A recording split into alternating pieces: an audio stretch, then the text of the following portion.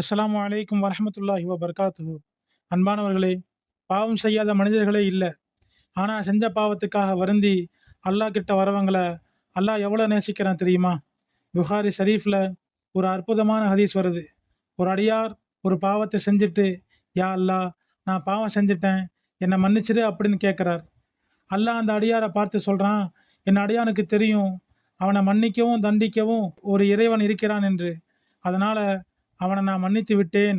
ஆனா அந்த அடியார் திரும்பவும் பாவம் செஞ்சுட்டு அல்லாஹ் கிட்ட வரார். இப்படி 3 முறை நடக்குது. அந்த அடியார் ஒவ்வொரு முறையும் மனமுருகி மன்னிப்பு கேட்கும்போது அல்லாஹ் அவரை திருப்பி அனுப்பல. 3வது முறையும் அந்த அடியார் மன்னிப்பு கேட்டப்ப அல்லாஹ் என்ன சொன்னான் தெரியுமா?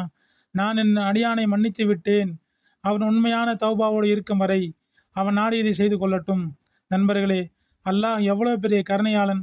நாம் எத்தனை முறை தப்பு செஞ்சாலும் அல்லாஹ் கைவிட மாட்டாங்கிற நம்பிக்கையோட அவன் பக்கம் திரும்பினா அவன் நம்ம கட்டி அணைச்சிக்க தயாரா இருக்கான். நாமும் நம்முடைய பாவங்களுக்காக இப்போதே தௌபா செய்வோம். இன்ஷா அல்லாஹ்.